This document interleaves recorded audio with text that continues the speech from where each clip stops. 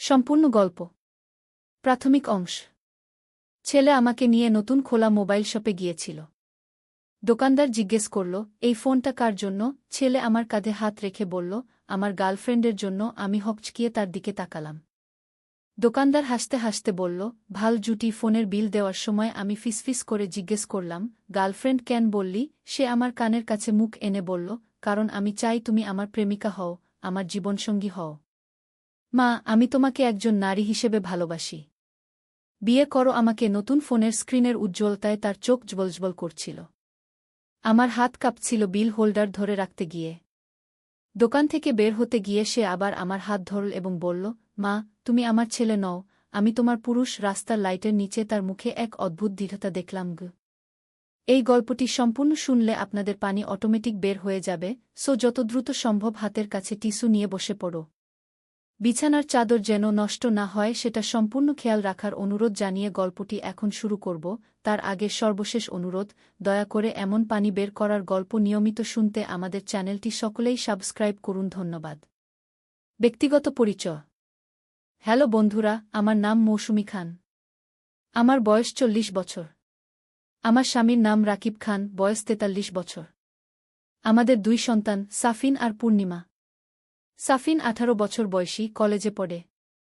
পূর্ণিমা 11 বছর বয়সী, স্কুলে যায়। মূল গল্প। আমার জীবনের সবচেয়ে রহস্যময় ঘটনাটি শুরু হয়েছিল গত বছরের শীতের এক সকালে। সাফিনের কলেজের ছুটির দিন ছিল, আর সে বাড়িতে বিরক্ত হয়ে ঘুরে বেড়াচ্ছিল। হঠাৎ সে এসে বলল, মা, চলো বাজার যাই। আমার একটা নতুন ফোন দরকার। আমি তখন রান্নাঘরে ছিলাম। তার কথা শুনে বললাম, তোর বাবার সাথে কথা বল। আমি তো জানি না ফোনের কিছু। সাফিন এসে আমার হাত ধরে বলল, না মা, তুমি যাবে। বাবা বুঝে না আজকালকার ফোনের কিছু। তুমি স্মার্ট, তুমি ভালো দাম করতে পারবে। এভাবে সাফিনের পিডাপিডিতে আমি তার সাথে বের হলাম। আমাদের এলাকায় একটা নতুন মোবাইল শপ খুলেছে। দেখতে বেশ ভালো, আর ভিতরে অনেক রকমের ফোন সাজিয়ে রাখা। দোকানে ঢুকতেই দোকানদার আমাদের দেখে হাসি মুখে এগিয়ে এল। সে একজন তরুণ ছেলে, বয়স হবে 25-26 মতো। আসসালামু আলাইকুম। কি দরকার?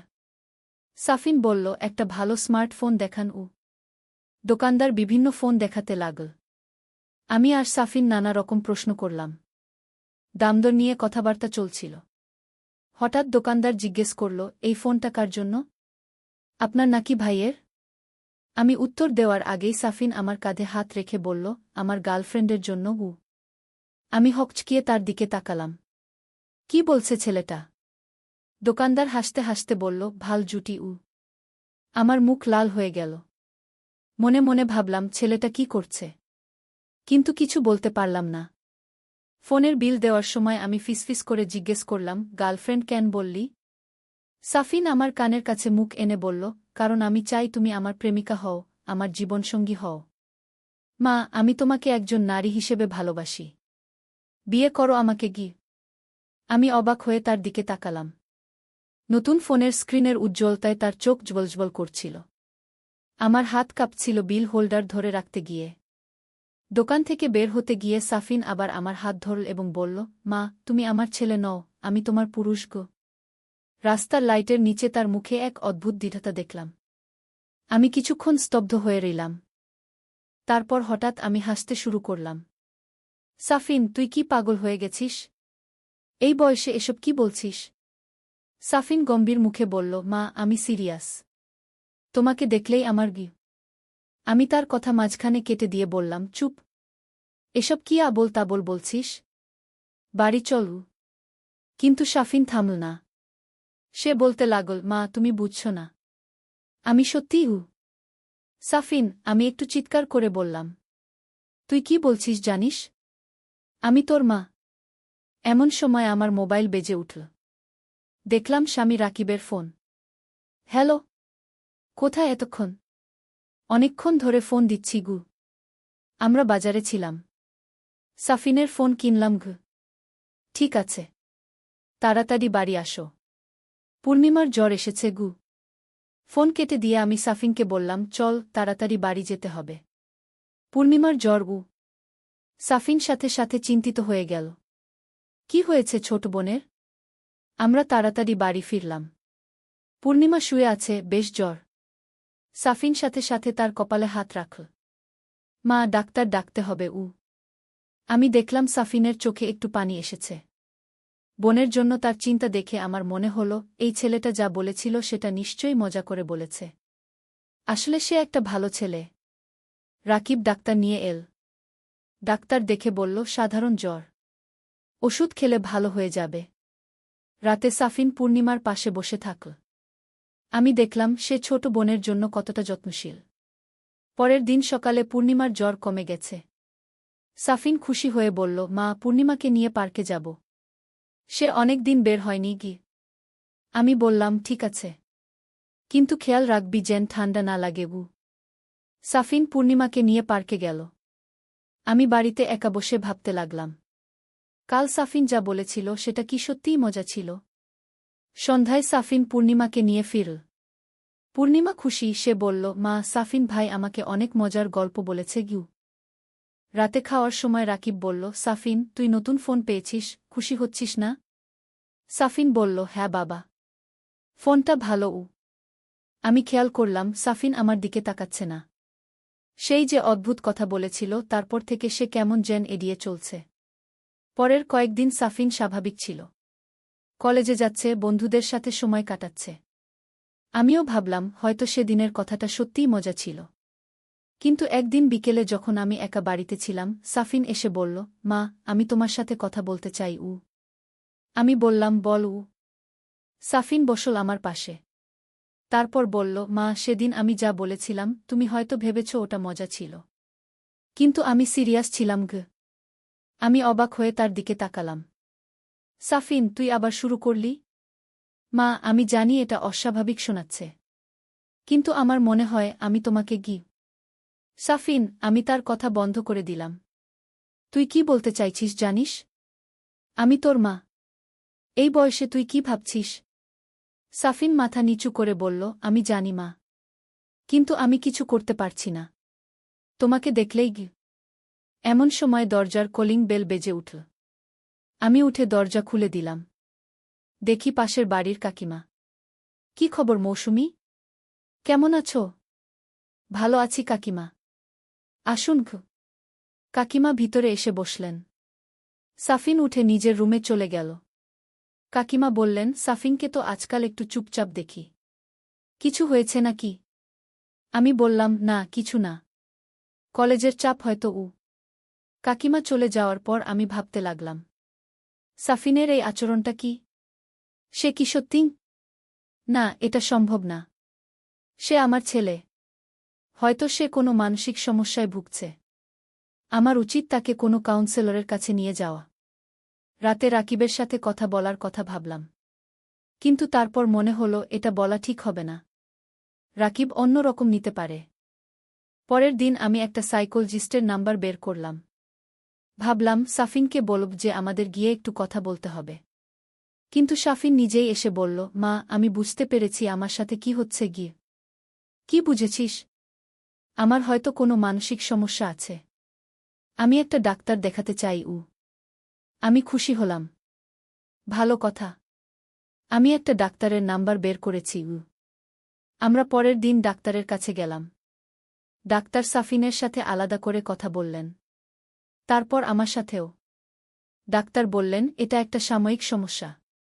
সাফিনের বয়সে এই রকম কনফিউশন হতে পারে। কিছু সেশন করলে ভালো হয়ে যাবে। আমি স্বস্তি পেলাম। সাফিনও বলল, মা, আমি ডাক্তার সাহেবের কথা শুনুব। সাফিন নিয়মিত ডাক্তারের কাছে যেতে লাগল। আস্তে আস্তে তার আচরণ স্বাভাবিক হয়ে এল। সে আগের মতো হাসি খুশি হল, পূর্ণিমার সাথে খেলা করে পড়াশোনায় মন দিল।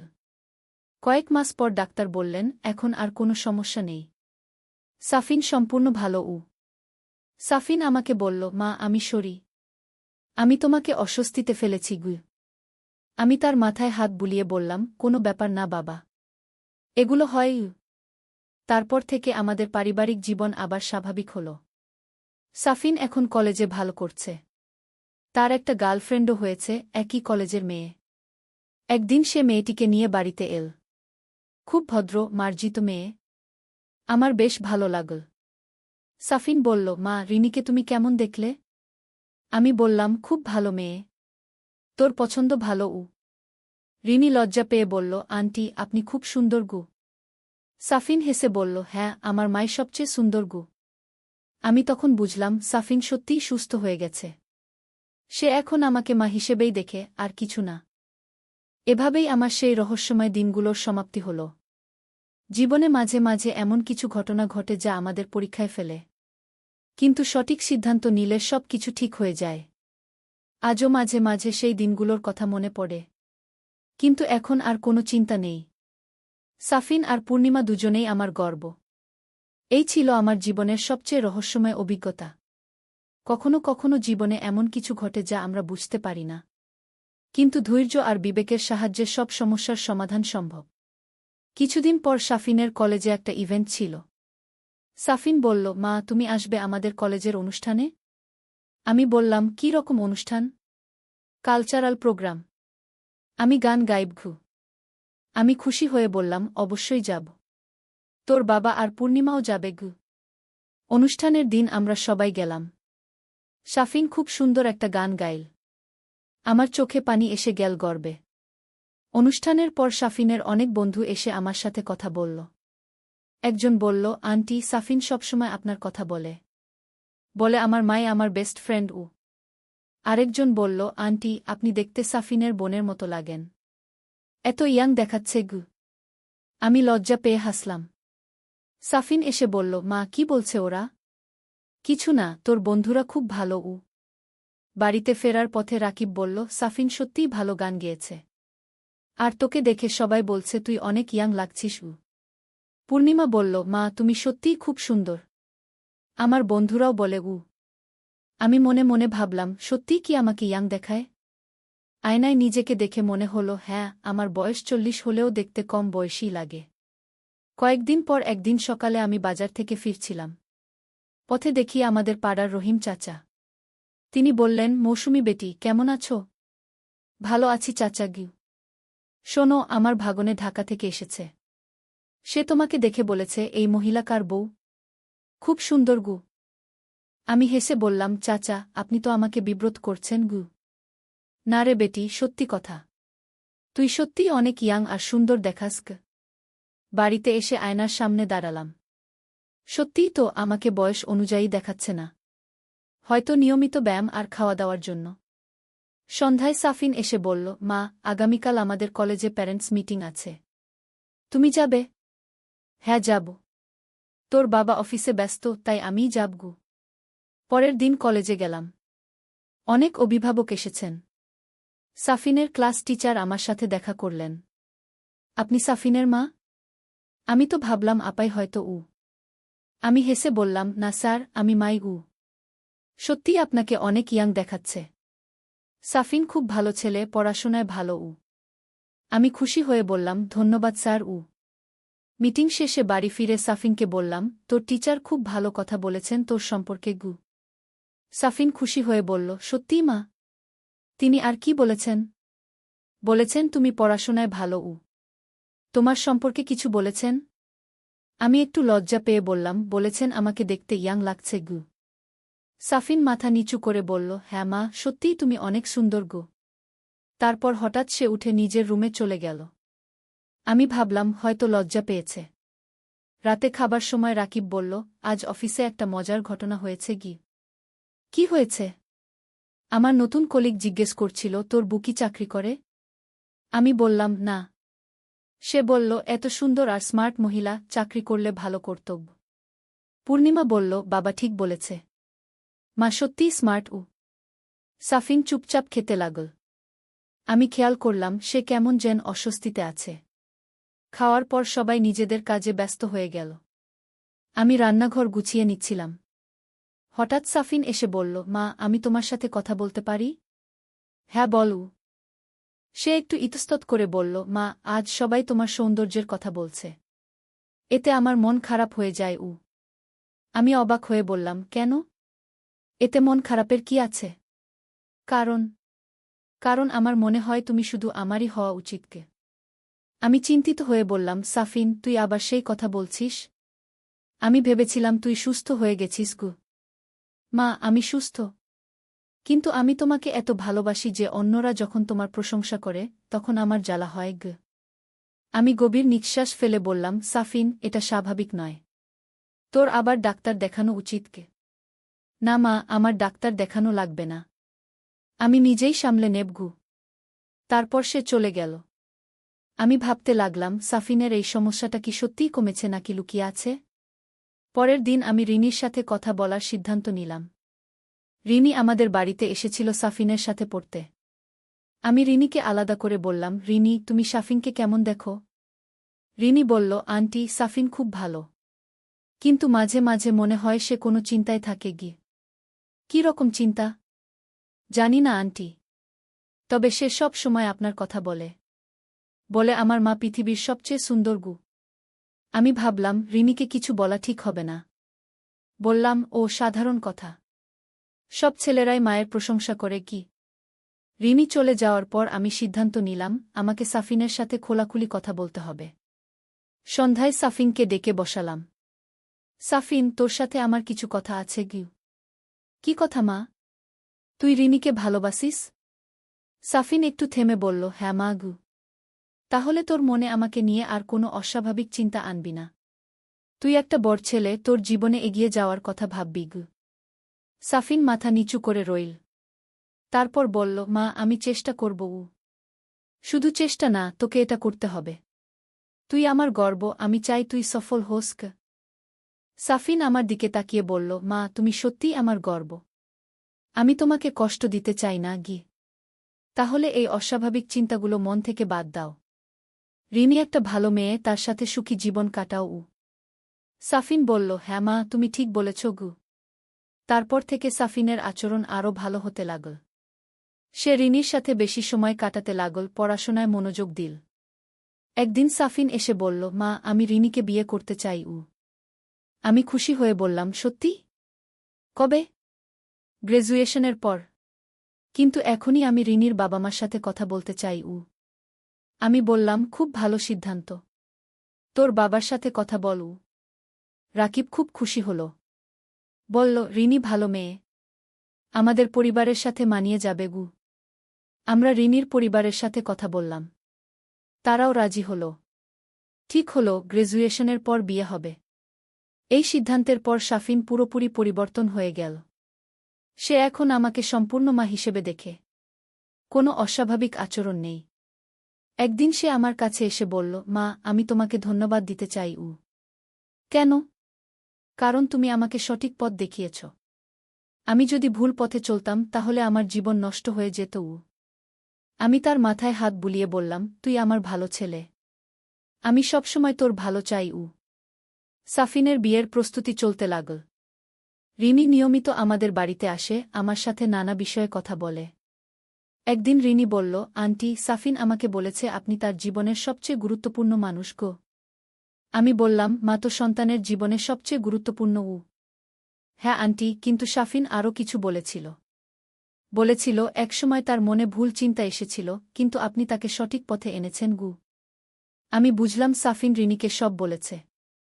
বললাম, হ্যাঁ, যে কোনো মানুষের জীবনে এমন সময় আসে যখন সঠিক ভুলের মধ্যে দ্বিধা থাকে গু। রিনি বলল, আন্টি, আমি সাফিনকে খুব ভালোবাসি। আর আমি আপনাকেও মায়ের মতো ভালোবাসি। আমার চোখে পানি এসে গেল। আমি রিনিকে জড়িয়ে ধরে বললাম, তুমিও আমার মেয়ের মতো। এভাবেই আমার সেই কঠিন দিনগুলো পেরিয়ে গেল। জীবনে কখনো কখনো এমন পরিস্থিতি আসে যখন আমাদের ধৈর্য আর বুদ্ধিমত্তার পরীক্ষা হয়। আমি সঠিক সিদ্ধান্ত নিয়েছিলাম। সাফিনকে ভুল পথে যেতে দেইনি। আজ সে একটা সুখী জীবনের দিকে এগিয়ে যাচ্ছে। বিয়ের দিন এগিয়ে এল। সাফিন আর রিনির বিয়ে খুব জাঁকজমকের সাথে হল। সবাই বলল, খুব সুন্দর জুটি। বিয়ের দিন সাফিন আমার কাছে এসে বলল, মা, তুমি ছাড়া আজ আমি এখানে পৌঁছতে পারতাম না গি। আমি তার কপালে হাত রেখে বলল, সন্তান মায়ের গর্ব। তুই সব সময় আমার গর্ব থাকবি গু। বিয়ের পর সাফিন আর রিনি আলাদা ফ্ল্যাটে উঠে গেল। কিন্তু তারা নিয়মিত আমাদের সাথে দেখা করে। পূর্ণিমাও এখন বড় হচ্ছে। সে ক্লাসে ভালো করছে। আমার দুই সন্তানই আমার গর্ব। একদিন রিনি এসে বলল, আন্টি, আমার একটা খবর আছে গু। কি খবর? রিনি লজ্জা পেয়ে বলল, আমি মা হবঘু। আমি খুশিতে চিৎকার করে উঠলাম। সত্যি? কখন? আরও 7 মাস বাকি। আমি রিনিকে জড়িয়ে ধরলাম। মনে হলো আমার জীবনে নতুন আনন্দের সংবাদ এসেছে। সাফিনও এসে বলল, মা তুমি নানি হবে। খুশি? আমি বললাম, অবশ্যই। আমার নাতিনাতনি দেখার স্বপ্ন আছে গি। এভাবেই আমার জীবনের নতুন অধ্যায় শুরু হল। সেই অন্ধকার দিনগুলো পেরিয়ে এখন আলোকিত জীবন। কখনো কখনো জীবনে এমন ঝড় আসে যা আমাদের পরীক্ষা করে। কিন্তু সঠিক পথে থাকলে ঝড়ের পরে রোদ ওঠে।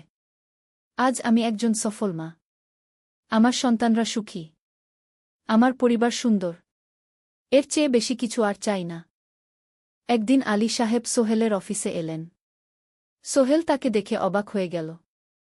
স্যার, আপনি এখানে? হ্যাঁ সোহেল, তোমার অফিস একবার দেখতে চাইলাম। খুব সুন্দর হয়েছে গু। আলী সাহেব পুরো অফিস ঘুরে দেখলেন। কর্মচারীদের সাথে কথা বললেন। তারপর সোহেলের রুমে এসে বসলেন। সোহেল, তুমি অনেক দূর এসেছ। মনে আছে 7 বছর আগে তুমি যখন আমার অফিসে প্রথম এসেছিলে? চা বানানোর কাজ করতে? হ্যাঁ স্যার, সব মনে আছে ইউ। আমি গর্বিত যে আমি তোমাকে একটা সুযোগ দিয়েছিলাম। আর তুমি সেই সুযোগকে কাজে লাগিয়েছ। জানো সফলতার মূল সূত্র কি? কি স্যার? কঠোর পরিশ্রম, সততা আর হাল না ছাড়া। তোমার মধ্যে এই 3টা গুণই আছে গু। সোহেল চোখে জল নিয়ে বলল, আপনি না থাকলে আজ আমি এখানে পৌঁছাতে পারতাম না স্যার। না সোহেল, আমি শুধু একটা দরজা খুলে দিয়েছিলাম। ভেতরে ঢুকে পথ তৈরি করেছ তুমি নিজে গু। আলী সাহেব চলে যাওয়ার আগে বললেন, আমার একটা বড় প্রজেক্ট আছে। একটা 20 ফ্লোর বিজনেস টাওয়ার। আমি চাই তুমি এই প্রজেক্টে আমার সাথে পার্টনার হও। 50-50। রাজি? সোহেল অবাক হয়ে গেল। এত বড় প্রজেক্ট? স্যার, আমার কি যথেষ্ট সামর্থ্য আছে? আছে। আমি বিশ্বাস করি। সোহেল রাজি হয়ে গেল। এটা তার জীবনের সবচেয়ে বড় প্রজেক্ট হবে। 50 অধ্যায়, বড় চ্যালেঞ্জ। 20 ফ্লোর বিজনেস টাওয়ারের কাজ শুরু হল। এটা সোহেলের জীবনের সবচেয়ে বড় চ্যালেঞ্জ। প্রজেক্টের বাজেট প্রায় 10 করোড় টাকা। সোহেলকে 5 করোড় টাকা ইনভেস্ট করতে হবে। সোহেল তার সব সঞ্চয়ে, ব্যাংক লোন আর কিছু ইনভেস্টর থেকে টাকা জোগাড় করল। এটা একটা বিশাল ঝুঁকি। যদি প্রজেক্ট ব্যর্থ হয়, সব শেষ। মিনা চিন্তিত ছিল।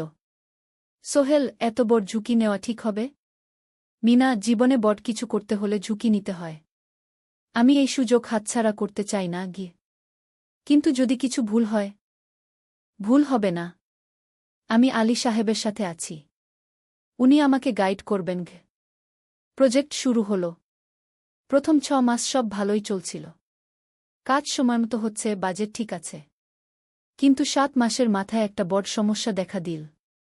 একজন প্রধান ইনভেস্টর হঠাৎ তার টাকা ফেরত চাইলেন। তিনি অন্য একটা জরুরি কাজে টাকা লাগবে বলে জানালেন। 1 করোড় টাকা ফেরত দিতে হবে। সোহেল বিপদে পড়ে গেল। 1 করোড় টাকা এখন কোথায় পাবে? প্রজেক্টে সব টাকা ঢেলে দিয়েছে। সে আলী সাহেবের সাথে কথা বলল। আলী সাহেব বললেন, চিন্তা করো না, আমি ব্যবস্থা করছি। কিন্তু আলী সাহেবও বড় একটা প্রজেক্টে আটকে আছেন। তার হাতে লিকুইড ক্যাশ নেই। সোহেল অন্য ব্যাংক থেকে লোন নেওয়ার চেষ্টা করল। কিন্তু ব্যাংক বলল, ইতিমধ্যে তার অনেক লোন আছে, নতুন লোন দিতে পারবে না। সোহেল রাতে ঘুমাতে পারছিল না। খাওয়া দাওয়া বন্ধ করে দিয়েছিল। মিনা তাকে দেখে খুব চিন্তিত হয়ে গেল। সোহেল, প্লিজ নিজেকে এভাবে শেষ করে ফেলো না। কোনো একটা রাস্তা বের হবেই কি। কিন্তু সোহেল কোনো রাস্তা দেখতে পাচ্ছিল না। ইনভেস্টর 15 দিন সময় দিয়েছে।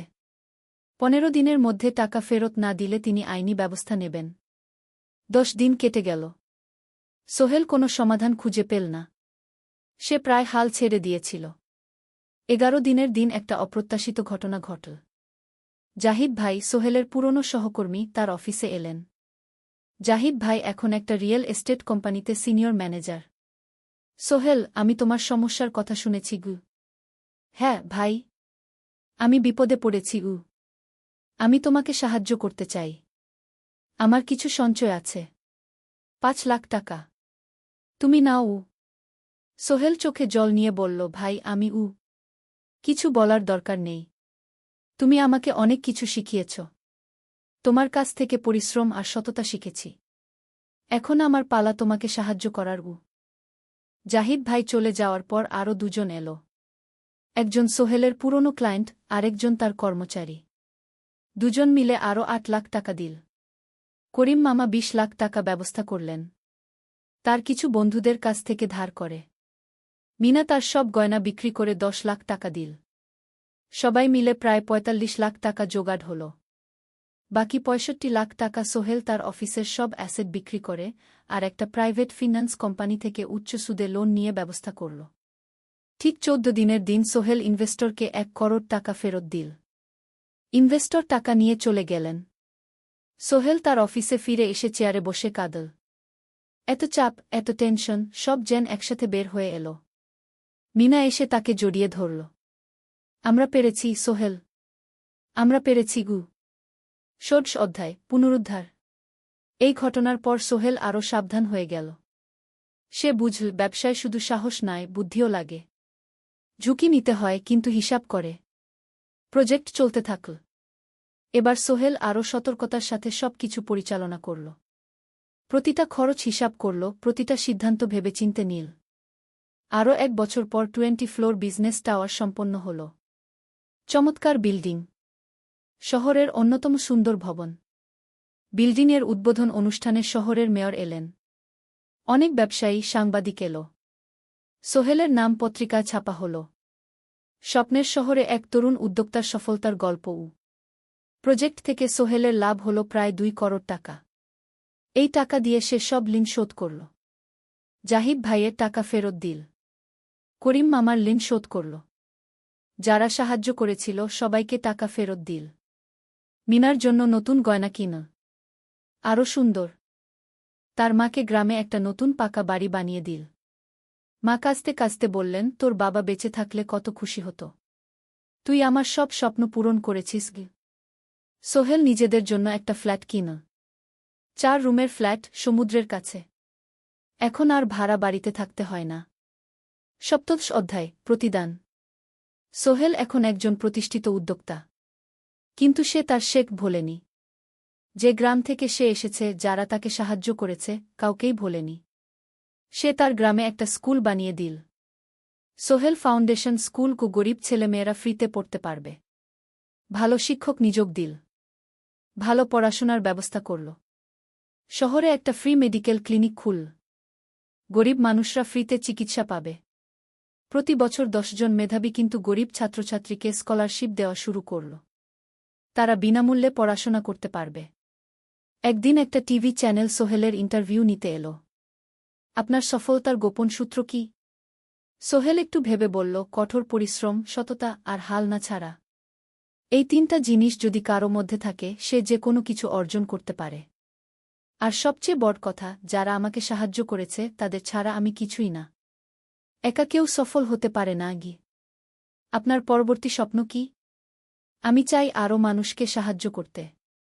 আমার মতো যারা গ্রাম থেকে শহরে আসে তাদের জন্য একটা ট্রেনিং সেন্টার খুলব। তারা সেখানে বিভিন্ন স্কিল শিখতে পারবে, চাকরি পাবে, নিজের পায়ে দাঁড়াতে পারবে। 18 অধ্যায় নতুন প্রজন্ম। আরও 5 বছর কেটে গেল। সোহেল এখন 45 বছরের। তার মেয়ে সারা এখন 9 বছরের। স্কুলে ক্লাস 4-এ পড়ে। খুব মেধাবী মেয়ে। একদিন সারা বাবাকে জিজ্ঞেস করল, বাবা, তুমি কিভাবে এত বড় হলে? আমার বন্ধুরা বলে তুমি একজন সফল মানুষ গো। সোহেল তাকে কোলে নিয়ে বসল। বাবা, তুমি জানো তোমার দাদু ছিলেন একজন স্কুল শিক্ষক। খুব সৎ মানুষ। কিন্তু আমরা গরিব ছিলাম। আমি রিকশা চালাতাম। রিকশা? সত্যি? হ্যাঁ। তারপর আমি এই শহরে এলাম। অনেক কষ্ট করেছি। কিন্তু হাল ছাড়িনি। মানুষ আমাকে সাহায্য করেছে। আর আমি কঠোর পরিশ্রম করেছি। বাবা, আমিও কি তোমার মতো হতে পারব? অবশ্যই পারবে বাবা। তবে মনে রেখো, সফলতা মানে শুধু টাকা পয়সা না। সফলতা মানে ভালো মানুষ হওয়া। অন্যদের সাহায্য করা। সৎ থাকাগু। সারা মাথা নাডল। আমি ভালো মানুষ হব বাবাগু। সোহেল তার মেয়েকে জড়িয়ে ধরল। মনে মনে ভাবল তার জীবনের সব কষ্ট সার্থক হয়েছে। মিনা রান্নাঘর থেকে ডাকল, খাবার তৈরি। এসো উ। সোহেল সারাকে নিয়ে ডাইনিং টেবিলে গেল। ঋতু এসেছে। সে এখন বিয়ে করেছে, তার একটা ছেলে হয়েছে। সোহেলের মা মাঝে মাঝে চট্টগ্রামে বেড়াতে আসেন। আজও এসেছেন। সবাই মিলে খেতে বসল। হাসিগল্পে ভরা পরিবার। সোহেল তাকাল তার মায়ের দিকে, মিনার দিকে, সারার দিকে, ঋতুর দিকে। মনে হল জীবনে আর কি চাই। খাওয়া শেষে সবাই বসে রইল। গল্প করছিল। হঠাৎ সোহেলের ফোন বাজল। অফিস থেকে। একটা জরুরি বিষয়। সোহেল ফোন রেখে দিয়ে মিনাকে বলল, একটা নতুন প্রজেক্টের প্রস্তাব এসেছে। একটা এতিমখানা বানানোর কাজ। সরকারি প্রজেক্ট উ। তুমি নেবে? অবশ্যই। এটা আমার স্বপ্নের প্রজেক্ট। যেসব বাচ্চাদের বাবা মা নেই তাদের জন্য একটা সুন্দর জায়গা উ। মিনা হাসল। তুমি কখনো বদলাও না। এখনো অন্যদের কথা ভাবো গু। এটাই তো জীবন মিনা। শুধু নিজের জন্য বাঁচলে কি হবে? ঊনবিংশ অধ্যায়, উত্তরাধিকার। 10 বছর আরও কেটে গেল।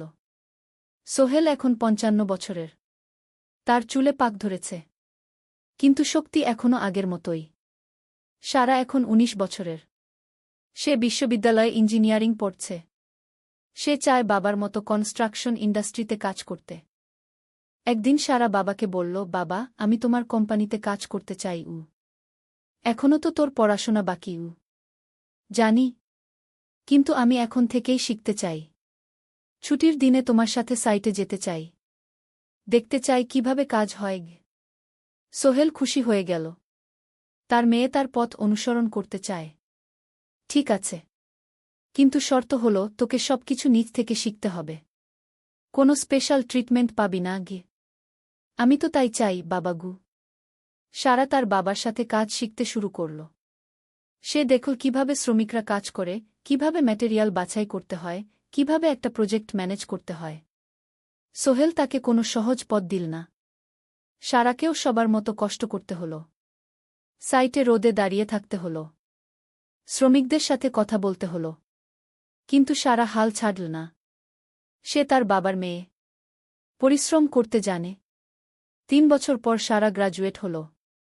সে সোহেলের কোম্পানিতে জুনিয়র প্রজেক্ট ম্যানেজার হিসেবে যোগ দিল। সোহেল ধীরে ধীরে সারাকে বড় দায়িত্ব দিতে শুরু করল।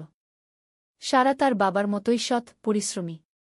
20 অধ্যায়, সমাপ্তি নয়, নতুন শুরু। আরও 5 বছর পর। সোহেল এখন 60 বছরের। সে সিদ্ধান্ত নিল, এবার অবসর নেওয়ার সময় এসেছে। কোম্পানির দায়িত্ব সারাকে দেবে। একটা অনুষ্ঠান করা হল। সোহেল আনুষ্ঠানিকভাবে কোম্পানির চেয়ারম্যান পদ থেকে অবসর নিল। সারা হল নতুন ম্যানেজিং ডিরেক্টর। সোহেল তার বক্তব্যে বলল, আমি যখন এই শহরে এসেছিলাম আমার পকেটে ছিল মাত্র 5,000 টাকা। একটা ছোট্ট ব্যাগ। আর অনেক স্বপ্ন। আজ 40 বছর পর আমি পেছনে ফিরে তাকাই, দেখি একটা দীর্ঘ পথ। সেই পথে অনেক কষ্ট ছিল, অনেক বাধা ছিল। কিন্তু ছিল অনেক ভালোবাসাও। অনেক মানুষের সাহায্যও। আমি বিশ্বাস করি সফলতা একা আসে না। এটা আসে অনেক মানুষের সমর্থন, ভালোবাসা আর বিশ্বাস নিয়ে। আমি যা কিছু অর্জন করেছি তা আমার একার না। এটা আমার পরিবারের, আমার কর্মচারীদের, আমার বন্ধুদের, সবার উ। আজ আমি আমার মেয়ে সারার হাতে এই দায়িত্ব তুলে দিচ্ছি। আমি জানি সে আমার চেয়ে ভালো করবে। কারণ সে শিখেছে আমার ভুল থেকে, আমার অভিজ্ঞতা থেকে গিয়ে। অনুষ্ঠান শেষ হল। সবাই চলে গেল। সোহেল আর মিনা অফিসে একা দাঁড়িয়ে রইল। মিনা, মনে আছে আমরা প্রথম কখন দেখা হয়েছিলাম? হ্যাঁ। তোমার সেই ছোট্ট মুদি দোকানে। তুমি বিস্কুট কিনতে এসেছিলে গে। কে ভেবেছিল সেই দিন থেকে আমাদের এই পর্যস্বপ্নের শহর। প্রথম অধ্যায়, যাত্রা শুরু। সকাল 7টা বেজে গেছে। ঢাকার কমলাপুর রেলস্টেশনে মানুষের ভিড়। চারদিকে চা বিস্কুট বিক্রেতাদের চিৎকার, ট্রেনের হর্ন আর যাত্রীদের কোলাহল। এই বিশাল ভিড়ের মধ্যে একটা ছোট্ট ব্যাগ হাতে দাঁড়িয়ে আছে সোহেল। বয়স মাত্র 22। গায়ের রং শ্যামলা, চোখে স্বপ্নের ঝিলিক। ভাইজা, চট্টগ্রামের টিকিট আছে? সোহেল টিকিট কাউন্টারের সামনে দাঁড়িয়ে জিজ্ঞেস করল। আছে। ৩০ টাকা। কাউন্টারের লোকটা উত্তর দিল। সোহেল তার পকেট থেকে টাকা বের করল। মোট ৫,০০০ টাকা। এই টাকা সে জমিয়েছে গত ৩ বছরে রিকশা চালিয়ে। তার স্বপ্ন ছিল চট্টগ্রাম গিয়ে একটা ভালো চাকরি পাওয়া। গ্রামে আর থাকতে চায় না সে। বাবা মারা গেছেন ১০ বছর আগে। মা আর ছোট বোন ঋতুকে নিয়ে সংসার চালাচ্ছিল রিকশা চালিয়ে। কিন্তু এভাবে তো আর সারা জীবন চলবে না। টিকিট কেটে সোহেল প্ল্যাটফর্মে এলো। ট্রেন ছাড়বে আর মাত্র ১৫ মিনিট পরে। সে একটা বেঞ্চে বসে পড়ল। ব্যাগটা বুকের কাছে চেপে ধরল। এই ব্যাগে আছে তার সব সম্পদ, কিছু কাপড়, একটা ছোট্ট ফটো ফ্রেমে বাবা মায়ের ছবি, আর কিছু টাকা। কোথায় যাচ্ছেন? পাশে বসা একজন বয়স্ক মানুষ জিজ্ঞেস করলেন। চট্টগ্রাম কাকা। চাকরি খুঁজতে যাচ্ছি কি? সোহেল বিনয়ের সাথে উত্তর দিল। ভালো। তবে শহরে সাবধানে থাকবেন। শহর মানে অনেক সুযোগ, কিন্তু অনেক ফাঁদও আছে। বয়স্ক লোকটা বললেন। সোহেল মাথা নাড়ল। সে জানে শহরের জীবন সহজ না। কিন্তু তার কোনো বিকল্প নেই। গ্রামে রিকশা চালিয়ে মাসে ৩,৫০০ টাকা আয় হতো। তার মধ্যে সংসার চালাতে হতো, বোনের স্কুলের খরচ দিতে হতো, মায়ের ওষুধের খরচ দিতে হতো। কিছুই বাঁচত না। আর এই জীবন থেকে বেরোনোর একটাই পথ, শহরে গিয়ে ভালো কাজ খুঁজে নেওয়া। সোহেল মনে মনে ভাবল তার বাবার কথা। বাবা ছিলেন একজন স্কুল শিক্ষক। খুব সৎ মানুষ ছিলেন। সবসময় বলতেন, সোহেল, তুই লেখাপড়া শিখে বড় মানুষ হবি। আমাদের পরিবারে আর কেউ বড় চাকরি করেনি। তুই করবি। কিন্তু বাবা যখন মারা গেলেন তখন সোহেল মাত্র এসএসসি পরীক্ষা দিয়েছে। ফলাফল ভালো হয়েছিল, জিপিএ অর্ধচতু। কিন্তু বাবার মৃত্যুর পর আর পড়া হল না। পরিবারের দায়িত্ব নিতে হল। ট্রেন ছাড়ল। সোহেল জানালার পাশে বসে বাইরে তাকাল। ধানক্ষেত, নদী, ছোট ছোট গ্রাম, সব পেছনে ফেলে ট্রেন এগিয়ে চল। সোহেলের মনে হল সে যেন তার পুরনো জীবনটাকেও পেছনে ফেলে আসছে। ট্রেনে একজন হকার এসে চা বিক্রি করছিল। সোহেল একটা চা কিনল। ১০ টাকা। চা খেতে খেতে সে ভাবছিল, চট্টগ্রাম পৌঁছে কি হবে? করিম মামা তাকে সাহায্য করবেন তো? চাকরি পাওয়া যাবে তো? করিম মামা আসলে সোহেলের খুব দূর সম্পর্কের মামা। সোহেলের দাদির বোনের ছেলে। অনেক বছর আগে গ্রাম ছেড়ে চট্টগ্রামে চলে গিয়েছিলেন। সেখানে একটা কনস্ট্রাকশন কোম্পানিতে কাজ করেন। বছরে একবার দুবার গ্রামে আসতেন। গত বছর যখন এসেছিলেন তখন সোহেলের মাকে বলেছিলেন সোহেলকে চট্টগ্রাম পাঠান। আমি একটা কাজের ব্যবস্থা করে দেব। সেই কথাতেই ভরসা করে সোহেল আজ এই যাত্রা। দ্বিতীয় অধ্যায়, নতুন শহর। চট্টগ্রাম পৌঁছাতে প্রায় ৬ ঘণ্টা লেগে গেল। দুপুর ১টা বাজে। সোহেল স্টেশন থেকে বের হয়ে শহরের রাস্তায় দাঁড়াল। কি বিশাল শহর! এত গাড়ি, এত মানুষ। চারদিকে উঁচু উঁচু বিল্ডিং, দোকানপাট, মানুষের ভিড়। সোহেল কিছুক্ষণ দাঁড়িয়ে থাকল সব কিছু দেখতে দেখতে। তার মনে হচ্ছিল সে যেন অন্য কোনো পৃথিবীতে এসে পড়েছে। তার পকেটে একটা ছোট্ট কাগজ আছে। সেখানে লেখা একটা ঠিকানা, করিম মিয়া, বাড়ি নং ২৩, রোড নং ৫, আগ্রাবাদ, চট্টগ্রামকে। সোহেল একটা রিকশা ডাকল। কত নেবেন আগ্রাবাদ যেতে? ৫০ টাকা গু। সোহেল রিকশায় উঠল। রাস্তার দুধারে দোকান, মার্কেট, অফিস, সব কিছু দেখতে দেখতে সে অবাক হয়ে গেল। এত বড় শহর, এত কিছু! গ্রামের সেই ছোট্ট বাজারের সাথে কোনো তুলনাই হয় না। প্রায় আধা ঘণ্টা পর রিকশা একটা পুরনো বাড়ির সামনে থামল। ৩ তলা বাড়ি, কিন্তু রং উঠে গেছে। সিঁড়ি দিয়ে উঠে ৩য় তলায় করিম মামার ফ্ল্যাটে নক করল। দরজা খুলল এক মধ্যবয়সী মহিলা। কে? আসসালামু আলাইকুম আপা। আমি সোহেল। নোয়াখালীর গ্রাম থেকে এসেছি। করিম মামা বাড়িতে আছেন? মহিলা তাকে মাথা থেকে পা পর্যন্ত দেখল। করিম তো অফিসে গেছে। তুমি কে? কোথা থেকে এসেছ? সোহেল সব খুলে বলল। মহিলা তাকে ভেতরে ঢুকতে দিল। বসো। করিম সন্ধ্যায় ফিরবে গু। ফ্ল্যাটটা ছোট। ২টো রুম, একটা ছোট্ট রান্নাঘর আর একটা বাথরুম। কিন্তু সোহেলের কাছে খুব সুন্দর লাগল। গ্রামের সেই টিনের ঘরের চেয়ে তো অনেক ভালো। মহিলা তার নাম জানাল সালমা। করিম মামার স্ত্রী। তাদের দুটো ছেলে, একজন ক্লাস 8-এ পড়ে, আরেকজন ক্লাস 5-এ। খেয়েছ? সালমা আপা জিজ্ঞেস করল। না আপাগু। অপেক্ষা করো। ভাত আছে, মাছ আছে। খাও। সোহেল প্রথমে রাজি হতে চাইল না, কিন্তু খুব খিদে পেয়েছিল। সকাল থেকে শুধু একটা চা আর বিস্কুট খেয়েছে। খাওয়া দাওয়ার পর সোহেল বসে রইল। সালমা আপা তাকে গল্প করতে লাগল। তোমার মা কেমন আছেন? তোমার বোন? ভালো আছে আপা। মার একটু গেটে বাত আছে। ওষুধ খাচ্ছেন। বোন স্কুলে পড়ে। তুমি কি করতে চাও এখানে? চাকরি খুঁজছি আপা। যে কোনো কাজ করব। বাসায় মা আর বোনকে টাকা পাঠাতে হবে। সালমা আপা মাথা নাড়ল। করিম তোমার জন্য কিছু একটা করবে। সে ভালো মানুষ গ। সারাদিন অপেক্ষা করু সোহেল। সন্ধ্যা 6টায় করিম মামা ফিরলেন। 50-এর কাছাকাছি বয়স, কালো রঙের প্যান্ট শার্ট পরা, হাতে একটা ব্যাগ। আরে সোহেল, কবে এলি? করিম মামা খুশি হয়ে বললেন। আজ সকালে মামা গু। করিম মামা তাকে জড়িয়ে ধরলেন। অনেকদিন পর দেখলাম। কেমন আছিস? ভালো আছি মামা গি। ভালো করেছিস এসে। এখানে অনেক সুযোগ আছে। তোর জন্য একটা কাজের ব্যবস্থা করে দেব। তবে প্রথমে কয়েকদিন এখানে থাক। শহরটা একটু চিনে নে। তারপর কাজে যোগ দিবি। সোহেলের মনে আসার আলো জ্বল। সে ভাবল হয়তো তার ভাগ্য এবার পাল্টাবে। 3য় অধ্যায়, প্রথম চাকরি। 1 সপ্তাহ পরে করিম মামা সোহেলকে তার কোম্পানিতে নিয়ে গেলেন। কোম্পানির নাম আলামিন কনস্ট্রাকশন। অফিসটা শহরের কেন্দ্রে 5 তলা একটা বিল্ডিংয়ের দোতলায়। মালিক আলী সাহেব। 50-এর কাছাকাছি বয়স, মোটা চেহারা, চোখে সোনার ফ্রেমের চশমা। বড়লোক মানুষ, কিন্তু খুব কড়া। এই ছেলেটাকে কি কাজে লাগাবেন? আলী সাহেব করিম মামাকে জিজ্ঞেস করলেন। স্যার, ও আমার আত্মীয়। গ্রাম থেকে এসেছে। খুব পরিশ্রমী। যে কোনো কাজে লাগাতে পারেন। আলী সাহেব সোহেলের দিকে তাকালেন। তুমি কি পড়েছ? Sir, SSC pass.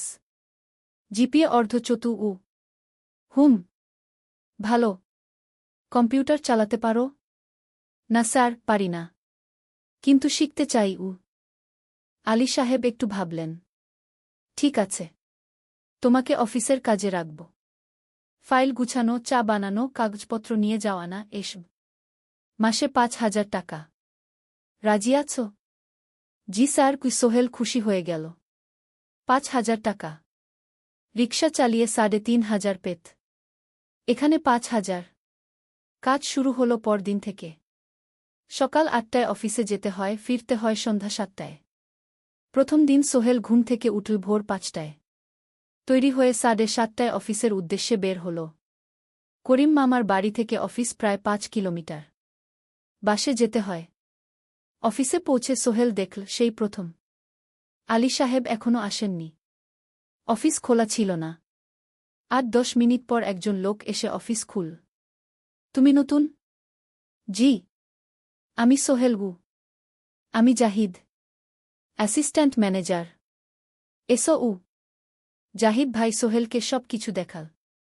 অফিসে মোট 6 জন কর্মচারী। 2 জন ইঞ্জিনিয়ার, একজন অ্যাকাউন্ট্যান্ট, একজন অ্যাসিস্ট্যান্ট ম্যানেজার, জাহিদ ভাই, একজন রিসেপশনিস্ট, আর এখন সোহেল। সোহেলের কাজ শুরু হলো চা বানানো দিয়ে।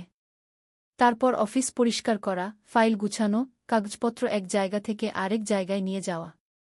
কাজ কঠিন না, কিন্তু সারাদিন দৌড়ঝাঁপ করতে হয়। দুপুরে খাবারের জন্য আধা ঘন্টা বিরতি। সোহেল একটা ছোট হোটেলে গিয়ে ভাতডাল তরকারি খেল। 50 টাকা। সন্ধ্যায় অফিস বন্ধ হল। সোহেল ক্লান্ত হয়ে বাসায় ফিরল। কেমন লাগল প্রথম দিন? করিম মামা জিজ্ঞেস করলেন। ভালো মামা। অনেক কিছু শিখলাম। প্রথম মাসের শেষে সোহেল বেতন পেল 5,000 টাকা। সে 3,000 টাকা মাকে পাঠাল। মা ফোনে কাঁদতে লাগলেন। আল্লাহ তোকে ভালো রাখুক সোহেল। সোহেলের চোখেও জল এলো। তার মনে হল সে একটা বড় কাজ করতে পেরেছে। 4র্থ অধ্যায়, শহরের জীবন। 3 মাস কেটে গেল। সোহেল এখন শহরের সাথে মিশে গেছে। প্রতিদিন অফিসে যাওয়া আসার পথে সে দেখে হাজারো মানুষের জীবন। কেউ সফল, কেউ ব্যর্থ। কিন্তু সবাই চলছে নিজের পথে। সোহেল অফিসের কাজের পাশাপাশি কম্পিউটার শেখার চেষ্টা করছে। অফিসে একটা কম্পিউটার আছে। যখন কেউ ব্যবহার করে না, তখন সোহেল একটু একটু শিখার চেষ্টা করে। জাহিদ ভাই তাকে সাহায্য করেন। সোহেল, তুমি যদি কম্পিউটার ভালোভাবে শিখতে পারো, তাহলে তোমার ভবিষ্যৎ উজ্জ্বল। জাহিদ ভাই একদিন বললেন। কিভাবে শিখব ভাই? ট্রেনিং সেন্টারে যাও। সন্ধ্যায় ক্লাস আছে। মাসে ২,০০০ টাকা লাগবে গি। সোহেল ভাবল, ২,০০০ টাকা অনেক। কিন্তু এটা বিনিয়োগ। ভবিষ্যতের জন্য। সে একটা ট্রেনিং সেন্টারে ভর্তি হল। সপ্তাহে ৩ দিন, সন্ধ্যা ৭:৩০ থেকে রাত ৯টা পর্যন্ত ক্লাস। কম্পিউটারের basic, Word, Excel, PowerPoint, internet ব্যবহার। একদিন অফিস থেকে ফেরার সময় সোহেল একটা দোকানে চা খেতে গেল। দোকানের পাশেই একটা ছোট্ট মুদি দোকান। সেখানে একটা মেয়ে বসে আছে। বয়স হবে ২০-এর কাছাকাছি। সাদাসিধে চেহারা, সাদা শাড়ি পরা, কিন্তু চোখে এক ধরনের দৃঢ়তা। ভাইজা, এক প্যাকেট বিস্কুট দেন কি? সোহেল বলল। মেয়েটা বিস্কুট দিল। ২০ টাকা। সোহেল টাকা দিয়ে যাচ্ছিল, হঠাৎ মেয়েটা বলল, আপনি নতুন এসেছেন এই এলাকায়, তাই না? হ্যাঁ। ৩ মাস হল। কিভাবে বুঝলেন? আপনার চেহারা দেখেই বোঝা যায়। এখনও গ্রামের ছোঁয়া আছে। আর আপনি প্রতিদিন এই পথ দিয়ে যান। দেখেছি কি? মেয়েটা হাসল।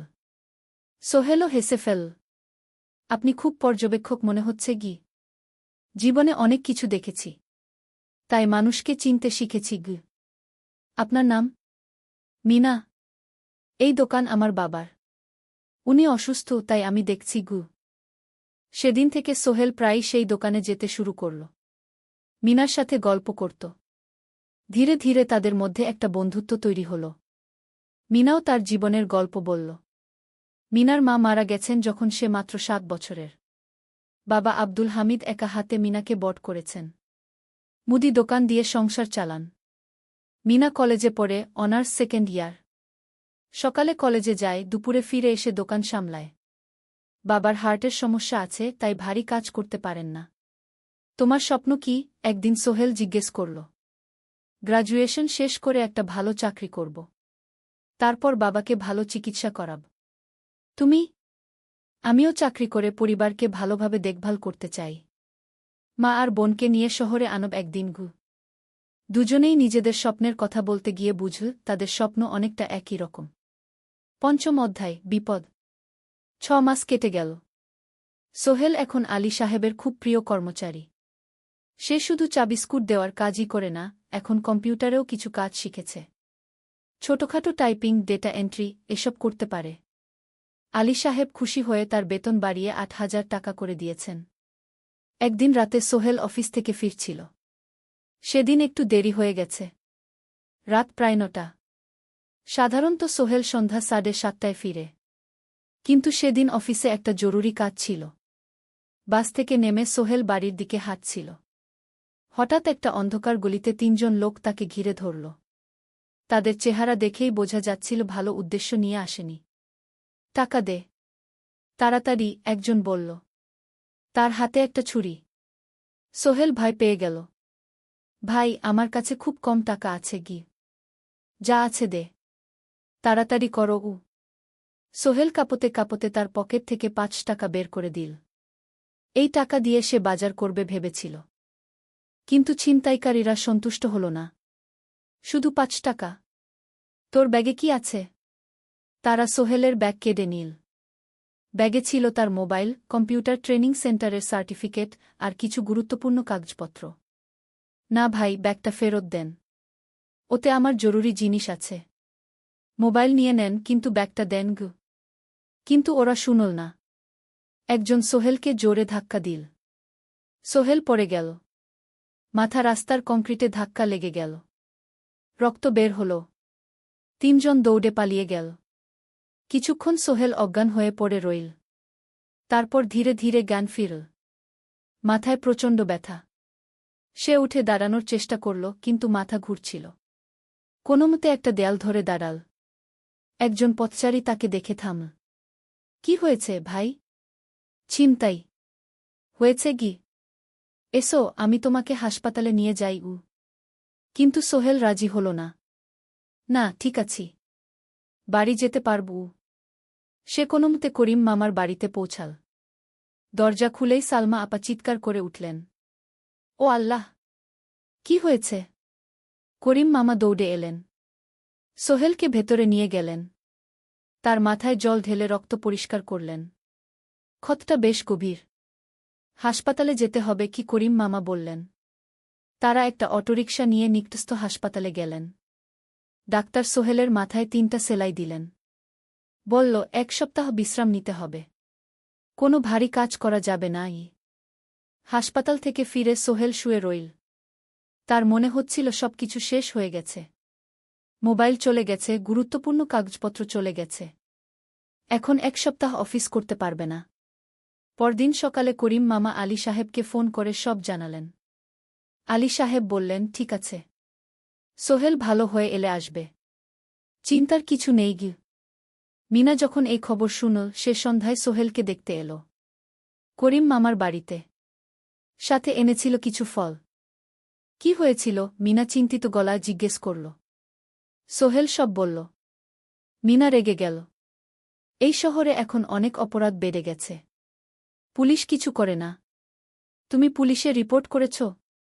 না, লাভ নেই। তবুও করা উচিত। তোমার মোবাইলটা হয়তো খুঁজে পাওয়া যাবে গি। করিম মামা সোহেলকে নিয়ে পুলিশ স্টেশনে গেলেন। জেনারেল ডায়েরি করলেন। কিন্তু পুলিশ খুব একটা আশা দিল না। দেখি কিছু করা যায় কিনা গু। সোহেল বুঝল মোবাইল আর ফিরবে না। সেই 1 সপ্তাহ সোহেলের জীবনের সবচেয়ে কঠিন সময় ছিল। সে শুধু শারীরিকভাবেই ক্ষতিগ্রস্ত হয়নি, মানসিকভাবেও ভেঙে পড়েছিল। প্রতিরাতে দুঃস্বপ্ন দেখত। সেই 3 জন ছিনতাইকারীর মুখ ভুলতে পারছিল না। মিনা প্রায় প্রতিদিন আসত। তাকে সাহস দিত। তুমি হাল ছেড়ো না সোহেল। জীবনে এরকম খারাপ সময় আসে। কিন্তু এটা কাটিয়ে ওঠাই হলো আসল বীরত্ব। সোহেলের মা গ্রাম থেকে ফোন করতেন। করিম মামার মোবাইল থেকে। তুই ভালো আছিস তো? সোহেল মাকে সব সত্যি বলেনি। শুধু বলেছে, হ্যাঁ মা, ভালো আছি। একটু জ্বর হয়েছিল। এখন ভালো। 1 সপ্তাহ পর সোহেল আবার অফিসে গেল। আলী সাহেব তাকে দেখে খুশি হলেন। কেমন আছো? ভালো আছি স্যার। ঠিক আছে, তবে প্রথম কয়েকদিন হালকা কাজ করবে গু। সোহেল আবার কাজে মন দিল। কিন্তু একটা জিনিস তাকে খুব কষ্ট দিচ্ছিল, তার মোবাইল নেই। মায়ের সাথে কথা বলতে পারছে না নিয়মিত। করিম মামার মোবাইল চাইতে সংকোচ লাগে। একদিন জাহিদ ভাই তাকে ডাকলেন। সোহেল, আমার একটা পুরনো মোবাইল আছে, তুমি ব্যবহার করো? না ভাই, আমি নাও, আমার কাজে লাগছে না, তুমি রাখো গু। সোহেল কৃতজ্ঞতায় প্রায় কেঁদে ফেল। ধন্যবাদ ভাই। মোবাইল পেয়ে সোহেল প্রথমেই মাকে ফোন করল। মা খুব খুশি হলেন। এতদিন ফোন করিসনি কেন? মা, মোবাইলটা নষ্ট হয়ে গিয়েছিল, নতুন নিয়েছি। মায়ের গলায় স্বস্তি ফুটে উঠল। 6ষ্ঠ অধ্যায়, নতুন সুযোগ। আরও 3 মাস কেটে গেল। সোহেল পুরোপুরি সুস্থ হয়ে গেছে। তার জীবন আবার স্বাভাবিক হয়ে এসেছে। সে এখন কম্পিউটার ট্রেনিং শেষ করেছে, সার্টিফিকেট পেয়েছে। কিন্তু একটা ঘটনা তার জীবনে বড় পরিবর্তন নিয়ে এলো। একদিন সকালে আলী সাহেব তাকে ডাকলেন। সোহেল, বসো। সোহেল বসল। মনে একটু ভয় লাগছিল। আলী সাহেব কি তাকে বকবেন? সোহেল, তুমি তো এখন কম্পিউটার চালাতে পারো? জি স্যার, একটু একটু শিখেছি। ভালো, আমি তোমার কাজ দেখছি। তুমি খুব পরিশ্রমী আর সৎ। আমাদের কোম্পানিতে এরকম মানুষের দরকার গু। সোহেল কিছু বুঝতে পারছিল না। আমি তোমাকে একটা সুযোগ দিতে চাই। আমাদের কোম্পানি একটা ট্রেনিং প্রোগ্রাম চালু করছে নতুন কর্মচারীদের জন্য। 6 মাসের কোর্স। কম্পিউটার, অ্যাকাউন্টিং, ভবন নির্মাণের হিসাব নিকাশ, প্রজেক্ট ম্যানেজমেন্ট সব শিখবে। কোম্পানি সব খরচ দেবে। ট্রেনিংয়ের সময় তোমার বেতনও চলবে। রাজি আছো? সোহেল বিশ্বাস করতে পারছিল না। স্যার, সত্যি? আমাকে এত বড় সুযোগ দিচ্ছেন? হ্যাঁ। তুমি ভালো ছেলে, পরিশ্রমী। আমি তোমাকে এগিয়ে দিতে চাই। ভবিষ্যতে তুমি এই কোম্পানির একজন গুরুত্বপূর্ণ কর্মচারী হবে। সোহেল কৃতজ্ঞতায় প্রায় কেঁদে ফেল। ধন্যবাদ স্যার। আমি কঠোর পরিশ্রম করব। আমি জানি। সেদিন সন্ধ্যায় সোহেল মিনার দোকানে গেল। মিনাকে খবরটা দিল। মিনা খুব খুশি হল। তার চোখে জল এসে গেল। তুমি পারবে সোহেল। আমি জানি। সোহেল তার মা আর বোনকেও ফোন করে খবরটা দিল। মা কাঁদতে লাগলেন। তোর বাবা বেঁচে থাকলে কত খুশি হতো। ট্রেনিং শুরু হলো পরের মাস থেকে। প্রতিদিন সকালে 3 ঘন্টা ক্লাস, তারপর বাকি সময় অফিসের কাজ। ক্লাসে 5 জন নতুন কর্মচারী। সবাই তরুণ, উৎসাহী। শিক্ষক ছিলেন একজন অভিজ্ঞ ইঞ্জিনিয়ার। নাম রহিম স্যার। তিনি খুব ভালোভাবে সব কিছু বুঝাতেন। কম্পিউটার অ্যাকাউন্টিং, এক্সেলে জটিল ক্যালকুলেশন, প্রজেক্টের বাজেট তৈরি, সময় ব্যবস্থাপনা, সব। সোহেল পুরো মনোযোগ দিয়ে শিখতে লাগল। সন্ধ্যায় বাড়ি ফিরে প্র্যাকটিস করত। করিম মামার ছেলের কাছ থেকে একটা ল্যাপটপ ধার নিত কখনো কখনো। 6 মাস পরে ট্রেনিং শেষ হল। সবাই সার্টিফিকেট পেল। আলী সাহেব একটা অনুষ্ঠান করলেন। সোহেল সেরা পারফর্মার হিসেবে একটা বিশেষ পুরস্কার পেল, 5,000 টাকা বোনাস। আলী সাহেব ঘোষণা করলেন, সোহেল, আজ থেকে তুমি আমাদের জুনিয়র অ্যাকাউন্ট অ্যাসিস্ট্যান্ট। তোমার বেতন 15,000 টাকা। সোহেল অবাক হয়ে গেল। 8,000 থেকে 15,000, প্রায় দ্বিগুণ। সেদিন রাতে সোহেল ঘুমাতেই পারল না। খুশিতে, উত্তেজনায় তার চোখে ঘুম নেই। সে ভাবল তার জীবন কিভাবে বদলে যাচ্ছে। 2 বছর আগে যে রিকশা চালাত, আজ সে একটা নামকরা কোম্পানির অ্যাকাউন্ট অ্যাসিস্ট্যান্ট। 7ম অধ্যায়, প্রেম ও প্রস্তাব। 1.5 বছর হয়ে গেল সোহেলের চট্টগ্রাম আসার। সে এখন একজন সফল যুবক। তার মা গ্রামে খুব খুশি। প্রতি মাসে সোহেল 10,000 টাকা পাঠায়। ছোট বোন ঋতু এখন কলেজে ভর্তি হয়েছে সোহেলের পাঠানো টাকায়। মায়ের চিকিৎসাও ভালোভাবে হচ্ছে। মিনার সাথে সোহেলের সম্পর্ক এখন আর শুধু বন্ধুত্ব নয়। দুজন দুজনকে ভালোবাসে। কিন্তু কেউ কাউকে সরাসরি বলার সাহস পায়নি। প্রতিদিন দেখা হয়, গল্প হয়, কিন্তু সেই একটা কথা বলা হয়ে ওঠে না। একদিন শুক্রবার ছুটির দিন। সোহেল মিনাকে বলল, আজ কি একটু ঘুরতে যাবে? কোথায়? পতেঙ্গা বিচ। তুমি কি কখনো গেছ? না। কিন্তু আমার দোকান। শুক্রবার। তোমার বাবা সামলাবে। মিনা রাজি হয়ে গেল। দুপুরে দুজনে বাস নিয়ে পতেঙ্গা গেল।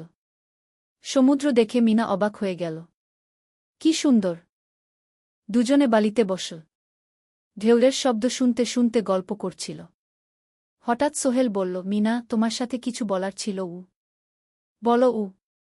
সোহেল একটা লম্বা শ্বাস নিল। তুমি জানো, আমি তোমাকে ভালোবাসি। মিনা হাসল। তার চোখ ভিজে গেল। জানি। আমিও তোমাকে ভালোবাসি সোহেল। সোহেল অবাক হয়ে গেল। সত্যি? হ্যাঁ। অনেকদিন ধরেই জানি। তুমি আমার জীবনে এসে সব কিছু বদলে দিয়েছ। তোমার সাথে থাকলে আমার মনে হয় আমি যে কোনো কিছু করতে পারব।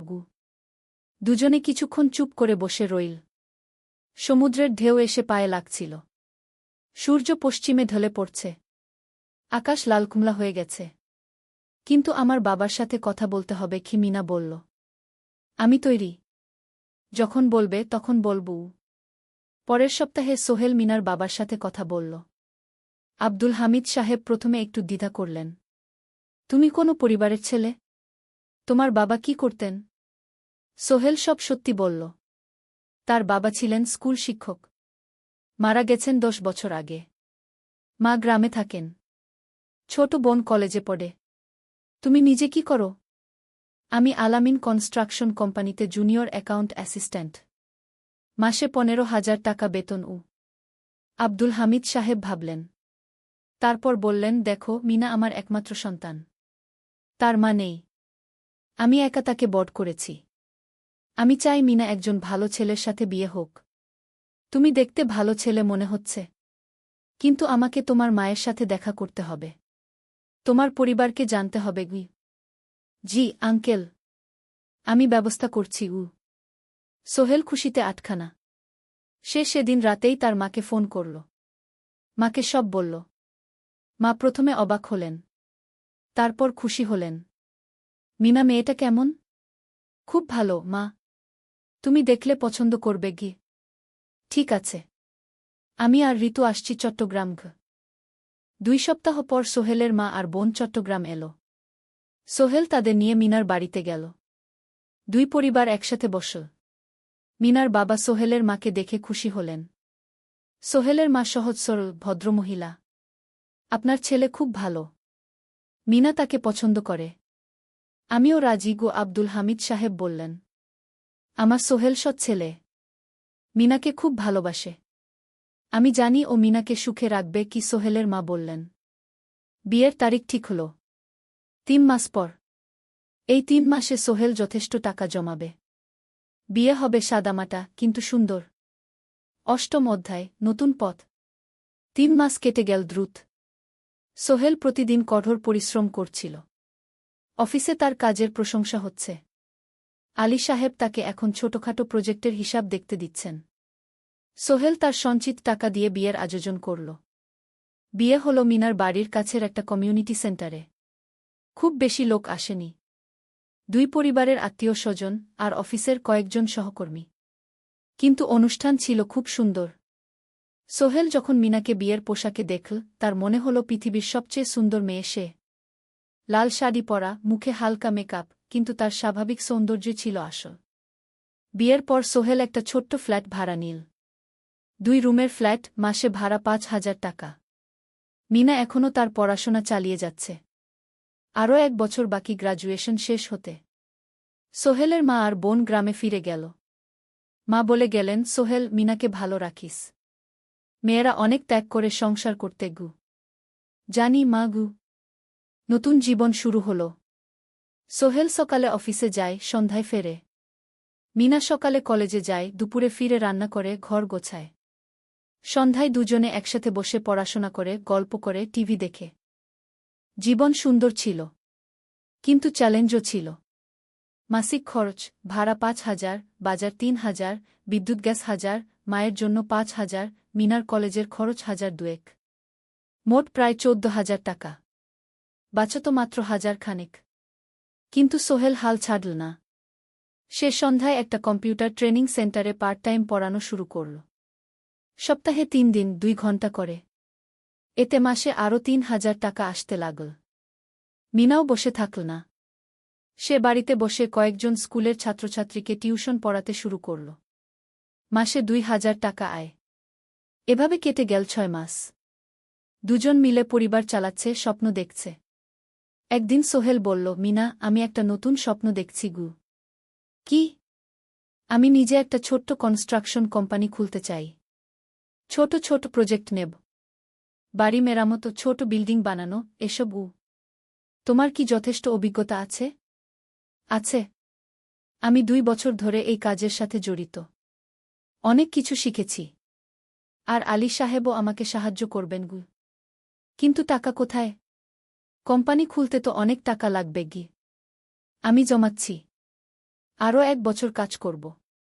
তারপর চেষ্টা করব। মিনা তাকে সমর্থন দিল। তুমি পারবে।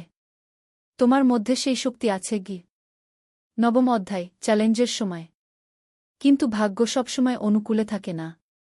সোহেল যখন স্বপ্ন দেখছিল নিজের কোম্পানি খোলার, তখনই একটা বড় সমস্যা এলো। আলী সাহেবের কোম্পানি একটা বড় প্রজেক্ট পেয়েছিল। একটা 10তলা বিল্ডিং বানানোর কাজ। কিন্তু প্রজেক্টের প্রধান ইনভেস্টর হঠাৎ পালিয়ে গেল। তিনি কোম্পানির কাছ থেকে প্রায় 50 লাখ টাকা নিয়ে গেছেন, কিন্তু কাজ শেষ হয়নি। কোম্পানি বড় ক্ষতির মুখে পড়ল। আলী সাহেব অনেক কর্মচারীকে ছাঁটাই করতে বাধ্য হলেন। প্রায় 10 জনকে চাকরি থেকে বাদ দিলেন। বাকিদের বেতন কমাতে হল। সোহেলকে আলী সাহেব ডেকে বললেন, সোহেল, আমি তোমাকে রাখতে চাই। তুমি বিশ্বস্ত কর্মচারী। কিন্তু তোমার বেতন কমাতে হবে। 15,000 থেকে 10,000। সোহেল মনে মনে চিন্তায় পড়ে গেল। 10,000 টাকায় সংসার চলবে কিভাবে? মায়ের খরচ, ভাড়া, বাজার সব মিলিয়ে তো 14,000 টাকা লাগে। কিন্তু সে কিছু বলল না। ঠিক আছে স্যার। বাড়ি ফিরে সোহেল মিনাকে সব বলল। মিনা চিন্তিত হয়ে গেল। এখন কি হবে? চিন্তা করো না। আমি পার্ট টাইম টিউশনির সময় বাড়াব। আর তুমিও বেশি করে টিউশন নাও। কিন্তু আমার তো পড়াশোনাও আছে গি। জানি, কিন্তু এখন এটাই করতে হবে গু। সোহেল সন্ধ্যায় আরও দুটো জায়গায় পার্ট টাইম কাজ খুঁজল। একটা দোকানের সন্ধ্যায় হিসাব দেখার কাজ পেল, মাসে ২,০০০ টাকা। আরেকটা জায়গায় সপ্তাহান্তে কম্পিউটার রিপেয়ারের কাজ পেল, মাসে ১,৫০০ টাকা। মিনাও ৩ জন নতুন স্টুডেন্ট নীল টিউশনে। তার আয় বাড়ল ২,০০০ থেকে ৩,৫০০-এ। কঠিন সময় ছিল। সোহেল সকাল ৮টায় অফিসে যেত, সন্ধ্যা ৬টায় ফিরত। তারপর একটু বিশ্রাম নিয়ে ৭:৩০টায় বের হতো পার্ট টাইম কাজে। রাত ১০টায় বাড়ি ফিরত। রবি সোমবার কম্পিউটার রিপেয়ারের কাজ।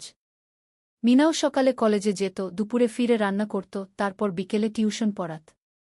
রাতে খাওয়া দাওয়ার পর পড়াশোনা করত। দুজনেরই শরীর খারাপ হতে শুরু করল। সোহেল একদিন অফিসে অজ্ঞান হয়ে পড়ে গেল। ডাক্তার দেখাতে নিয়ে গেল। ডাক্তার বলল, অতিরিক্ত পরিশ্রম, শরীরে পুষ্টির অভাব, ঠিকমতো খাচ্ছেন না মনে হচ্ছে গি। সত্যি কথা, খরচ বাঁচাতে সোহেল আর মিনা অনেক সময় কম খেত। মাংস মাছ কিনত সপ্তাহে একদিন, বাকি সময় শাকসবজি ডাল। মিনা সোহেলকে বলল, আর নয় সোহেল, তুমি এভাবে নিজেকে শেষ করে ফেলছ। আমার পড়াশোনা বন্ধ করে দিই, আমি ফুল টাইম চাকরি করি গি। না, সোহেল জোর দিয়ে বলল, তোমার পড়াশোনা বন্ধ হবে না। আরও মাত্র ৬ মাস বাকি, তুমি গ্রাজুয়েট হবেই গি। কিন্তু তুমি আমি ঠিক হয়ে যাব, চিন্তা করো না গে। কিন্তু পরিস্থিতি আরও খারাপ হলো যখন সোহেলের মায়ের অসুখ হল। হার্টের সমস্যা, হাসপাতালে ভর্তি করতে হল। খরচ ৫০,০০০ টাকা।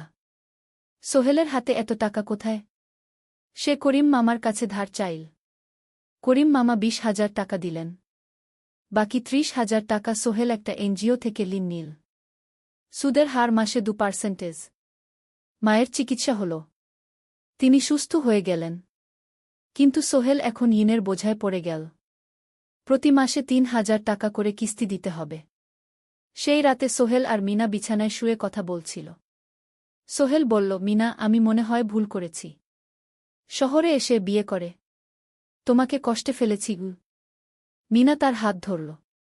না সোহেল, তুমি ভুল করনি। জীবনে এরকম খারাপ সময় আসে, কিন্তু এটা কাটিয়ে ওঠাই হলো আসল শক্তি।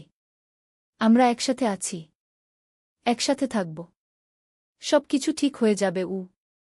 মিনার কথায় সোহেল একটু সাহস পেল। হ্যাঁ, হাল ছাড়া যাবে না। ১০ম অধ্যায়, আলোর দিকে। ৩ মাস পরে পরিস্থিতি একটু ভালো হতে শুরু করল। আলী সাহেবের কোম্পানি একটা নতুন প্রজেক্ট পেল, একটা স্কুল বিল্ডিং বানানোর কাজ। কোম্পানি আবার স্থিতিশীল হতে শুরু করল। আলী সাহেব সোহেলকে ডেকে বললেন, সোহেল, আমি তোমার কঠোর পরিশ্রম দেখেছি। খারাপ সময়েও তুমি কোম্পানি ছেড়ে যাওনি। আমি কৃতজ্ঞ। আজ থেকে তোমার বেতন আবার ১৫,০০০ টাকা। সোহেল খুশি হয়ে গেল। ধন্যবাদ স্যার। মিনাও গ্র্যাজুয়েশন শেষ করল, ভালো ফলাফল করল। সে এখন চাকরি খুঁজছে। একদিন মিনা একটা প্রাইভেট স্কুলে শিক্ষিকার ইন্টারভিউ দিতে গেল। ইন্টারভিউ ভালো হল, তাকে নিযোগ দেওয়া হল। বেতন ১২,০০০ টাকা। সেদিন সন্ধ্যায় দুজনে মিলে একটা ছোট্ট পার্টি করল। একটা বিরিয়ানি কিনল, কোমল পানীয় কিনল। দুজনে মিলে খেল। আমরা পেরেছি সোহেল, মিনা বলল। হ্যাঁ, আমরা পেরেছি গু। এখন দুজনের মিলিয়ে আয় ২৭,০০০ টাকা। খরচ চালানোর পর প্রায় ১০,০০০ টাকা বাঁচে। সোহেল এই টাকা দিয়ে লোন শোধ করতে শুরু করল। পার্ট টাইম কাজগুলো ছেড়ে দিল। শরীরের যত্ন নেওয়া শুরু করল। আরও ৬ মাস পরে সোহেলের কাছে একটা বড় সুযোগ এল। আলী সাহেব একদিন তাকে ডাকলেন। সোহেল, তুমি কি নিজের ব্যবসা করতে চাও? স্যার, আমি তোমাকে একটা ছোট্ট প্রজেক্ট দিতে চাই। একটা ৩ তলা বিল্ডিংয়ের কনস্ট্রাকশন। তুমি ম্যানেজ করবে, আমি শুধু সুপারভাইজ করব। লাভের ৫০% তোমার গু। সোহেল ভাবল, এটা একটা বড় সুযোগ, কিন্তু ঝুঁকিও আছে। যদি কাজটা ভালোভাবে না হয়? স্যার, আমি চেষ্টা করব। কিন্তু যদি ভুল হয়? ভুল হবে না, আমি তোমার উপর বিশ্বাস রাখছি। তুমি পারবে গু। সোহেল রাজি হয়ে গেল। এই প্রজেক্ট তার জীবনে টার্নিং পয়েন্ট হতে পারে। একাদশ অধ্যায়, স্বপ্ন পূরণের পথে। পরের 6 মাস সোহেল খুব কঠোর পরিশ্রম করল। প্রজেক্টটা ম্যানেজ করা সহজ ছিল না। শ্রমিক নিযোগ, ম্যাটেরিয়াল কেনা, কাজের তদারকি, সময়মতো কাজ শেষ করা, সব দায়িত্ব তার। প্রথম 2 মাস খুব চাপের মধ্যে গেল। একদিন একজন শ্রমিক কাজ করতে গিয়ে আহত হল। সোহেল তাকে হাসপাতালে নিয়ে গেল, তার চিকিৎসার খরচ দিল। এতে প্রজেক্টের বাজেট একটু বাড়ল, কিন্তু সোহেল জানত এটা করা দরকার। আরেকদিন ভুল ম্যাটেরিয়াল ডেলিভারি হল। সোহেল সেগুলো ফেরত পাঠাল, সঠিক জিনিস আনাল। এতে 3 দিন দেরি হল, কিন্তু কাজের মান ঠিক রইল। মিনা তাকে সবসময় সাপোর্ট করছিল। সে এখন চাকরিতে স্থিতিশীল। স্কুলের বাচ্চারা তাকে পছন্দ করে। প্রিন্সিপাল তার কাজে খুশি। প্রজেক্ট শেষ হল 6 মাসে। সময়মতো, বাজেটের মধ্যে। বিল্ডিংয়ের মালিক খুব খুশি হলেন। তিনি আলী সাহেবকে ধন্যবাদ দিলেন। আলী সাহেব বললেন, ধন্যবাদ আমাকে না, এই ছেলেকে দিন। সোহেল পুরো প্রজেক্ট ম্যানেজ করেছে গু। প্রজেক্ট থেকে মোট লাভ হল 3 লাখ টাকা। সোহেল পেল 1.5 লাখ টাকা। তার জীবনে এত টাকা এই প্রথম। সে করিম মামার ঋণ শোধ করল। এনজিওর বাকি ঋণ শোধ করল। তারপর তার মাকে 50,000 টাকা পাঠাল। মা দিয়ে গ্রামের বাড়িটা একটু মেরামত করাল, বোন ঋতুর জন্য একটা ল্যাপটপ কিনল। বাকি টাকা দিয়ে সোহেল একটা ব্যাংক অ্যাকাউন্টে জমা রাখল ভবিষ্যতের জন্য। আলী সাহেব সোহেলকে আরও 2টো প্রজেক্ট দিলেন। এবার একটু বড়। সোহেল আত্মবিশ্বাসের সাথে সেগুলোও শেষ করল। 2 বছর পরে সোহেল সিদ্ধান্ত নিল, এবার নিজের কোম্পানি খোলার সময় এসেছে। দ্বাদশ অধ্যায়, নতুন শুরু। সোহেল তার সব জমানো টাকা দিয়ে একটা ছোট্ট অফিস ভাড়া নিল। 2 রুমের অফিস। একটা রুমে কাজের জায়গা, আরেকটায় ছোট্ট মিটিং রুম। অফিসের সামনে একটা বোর্ড লাগাল, Sohel construction and development. Meena তাকে সাহায্য করছিল। সে অফিসের অ্যাকাউন্টস দেখত সন্ধ্যায় স্কুল থেকে ফিরে।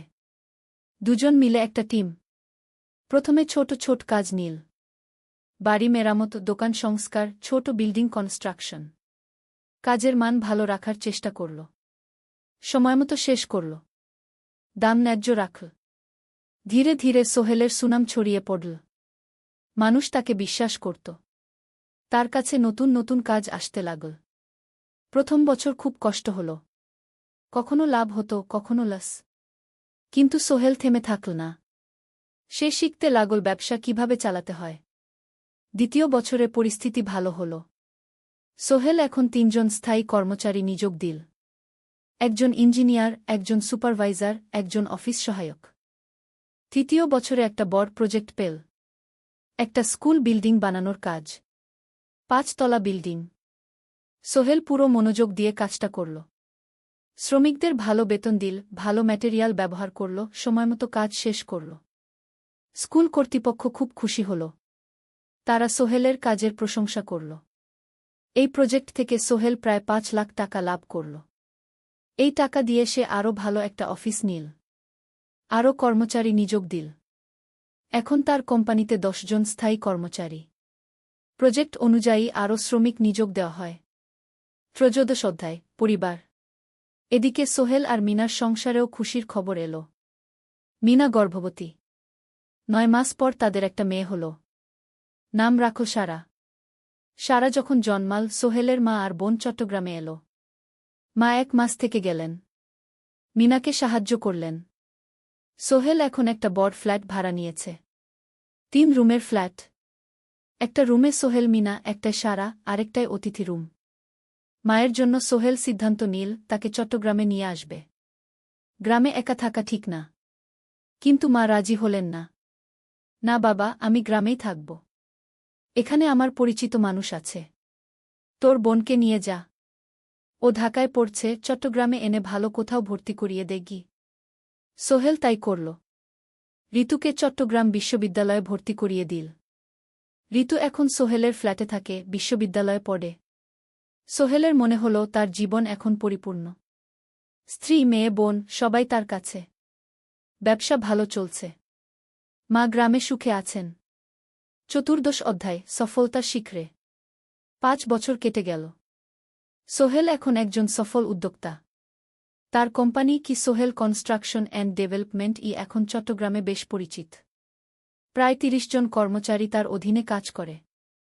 সোহেল এখন শুধু ছোট প্রজেক্ট করে না, বড় বড় প্রজেক্টও করে। একটা 8তলা বিজনেস কমপ্লেক্স বানানোর কাজ পেয়েছে। একটা হাসপাতাল বিল্ডিং বানাচ্ছে। মিনা এখনও স্কুলে পড়ায়। সে এখন ভাইস প্রিন্সিপাল। সাথে সোহেলের কোম্পানির অ্যাকাউন্টস ম্যানেজার। দুজন মিলে ব্যবসা চালা। সারা এখন 4 বছরের। স্কুলে ভর্তি হয়েছে। খুব চালাক মেয়ে। ঋতু বিশ্ববিদ্যালয় থেকে গ্রাজুয়েট হয়ে একটা ব্যাংকে চাকরি পেয়েছে। একদিন আলী সাহেব